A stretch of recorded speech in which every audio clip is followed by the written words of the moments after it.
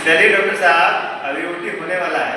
10 minute 20 minute बाद होगा start. हम लोग प्री ओटी तैयारी में है, तो कुछ काम कर लिया जाए। एक बात हम लोग कर लेते हैं, सबसे अहम बात कि डायबिटीज़ के चलते कॉम्प्लिकेशन क्या क्या होता है। अभी आप देखिए कि हम लोग कैंप में गए, बहुत सारे मरीज मिले। क्या मिले? बोल रहा था कि दवा खा रहे थे, दवा छोड़ दिए बीच में, फिर शुगर 400-500 हो गया। तो उसके लिए हम लोग कितना अवेयरनेस कराते रहते हैं।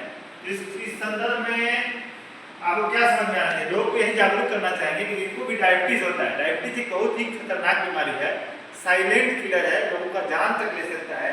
और सबसे बड़ा चीज है कि आप इतना खतरनाक इसका कॉम्प्लिकेशंस है, इतने सारे वाइटल ऑर्गन्स को डैमेज करता है। तो डायबिटीज मुख्य रूप से 3 तरह का कॉम्प्लिकेशन डायबिटीज में देखने को मिला है। पहला कॉम्प्लिकेशन डायबिटिक नेफ्रोपैथी।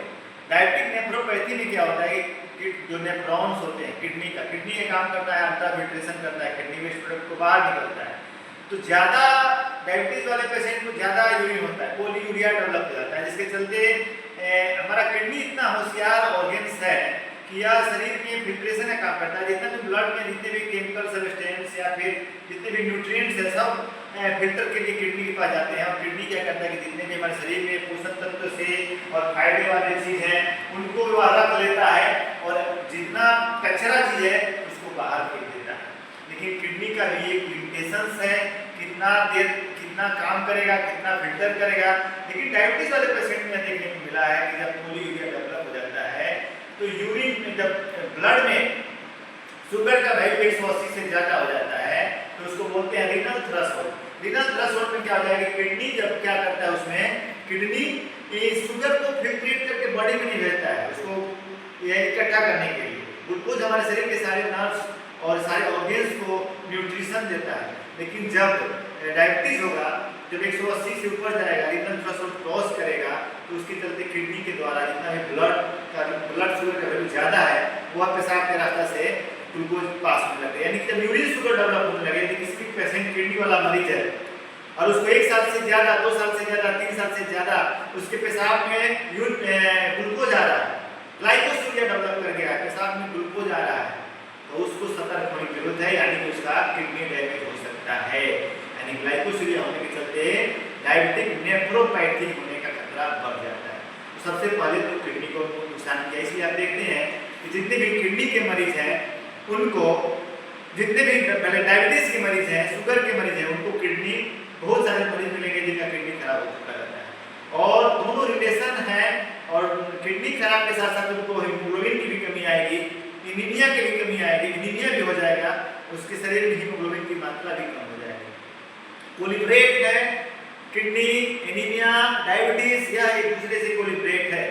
दूसरा सबसे बड़ा कॉम्प्लिकेशन क्या होता है डायबिटीज का, कि डायबिटिक रेटिनोपैथी डेवलप कर जाता है। जितना भी डायबिटीज के मरीज है जिनका अनकंट्रोल डायबिटीज है, जो दवा के भरोसे नहीं रहते हैं, जो दवा खाते हैं, छोड़ते हैं, आगे पीछे करते हैं, उनका देखिए आँख का रोशनी कम हो जाता है, तो उसको डायबिटिक नेफ्रोपैथी बोलते हैं, रेटिनोपैथी बोलते हैं।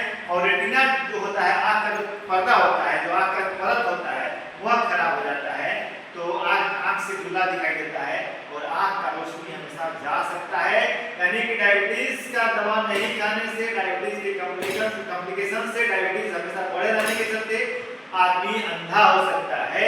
इसलिए जितने भी लोग डायबिटीज से पीड़ित हैं उनको साल में एक बार आँख का जांच कराना चाहिए, 6 महीना पर किडनी का जांच कराना चाहिए, हर महीना में या 2 महीना पर डायबिटीज खाली पेट फास्टिंग और टीपी कराना चाहिए। और इससे सबसे ज्यादा कॉम्प्लिकेटेड तीसरा कॉम्प्लिकेशन जो होता है डायबिटीज का सबसे सीरियस, वह होता है डायबिटिक न्यूरोपैथी।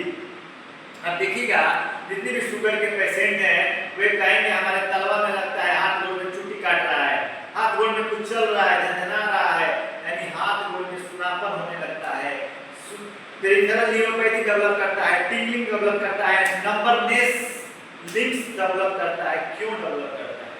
इसका भी कारण मैंने बताया कि सब सारे ऑर्गन्स, सारे नर्व को जिंदा रखने के लिए न्यूट्रिशन चाहिए, ऑक्सीजन चाहिए, ग्लूकोज चाहिए। और जब डायबिटीज के पेशेंट को जब यूरिन से शुगर आने लगेगा, ग्लाइकोसूरिया डेवलप कर जाएगा, तो जो ग्लूकोज हमारे शरीर को एनर्जी के लिए चाहिए वो सारा नर्व वीकनेस होता है, नर्व डैमेज होता है, जितनी भी नर्व हैं ये डैमेज होने लगते हैं और डायबिटिक न्यूरोपैथी डेवलप करता है, जिसके चलते आदमी का पैर सुनापन, यहाँ तक किसी का डायबिटिक फुट अल्सर देखते हैं, बहुत सारे लोग को देखिएगा कि हाथ पैर कटा जाता है चीनी के चलते, उसके पैर में घाव हो जाएगा, ठेस लग जाएगा, चोट लग जाएगा, उसको पता ही नहीं लगेगा, क्योंकि उसका हाथ पैर शून्य रहता है और शून्य रहने के चलते उसके पैर में घाव हो रहा है कि नहीं, चोट लग रहा है कि नहीं, क्या हो रहा है पता ही नहीं लगेगा, और घाव का दर्द पता नहीं लगेगा, गैंग्रीन हो जाएगा और उसका कितना लेयर सड़ जाएगा, स्किन का बोन तक पकड़ लेता है, बाद में उसको एम्पुटेट करना पड़ता है। तो डायबिटिक न्यूरोपैथी, डायबिटिक नेफ्रोपैथी और डायबिटिक रेटिनोपैथी 3 शुगर का सबसे बड़ा कॉम्प्लिकेशन है, सबसे खतरनाक कॉम्प्लिकेशंस है। यदि आपको अपने आँख को बचाना है, यदि अपने आप किडनी को बचाना है, यदि अपने नर्व को बचाना है, डायबिटिक फुट अल्सर नहीं करना है, नॉर्मल जीवन जीना है, एक सुखी जीवन जीना है, एक स्वस्थ जीवन जीना है, तो शुगर पे कंट्रोल रखिए, खान पान पे कंट्रोल रखिए और शुगर का वैल्यू जो है निगरानी में रखिए, कभी भी शुगर को अनकंट्रोल शुगर नहीं होना चाहिए। चलिए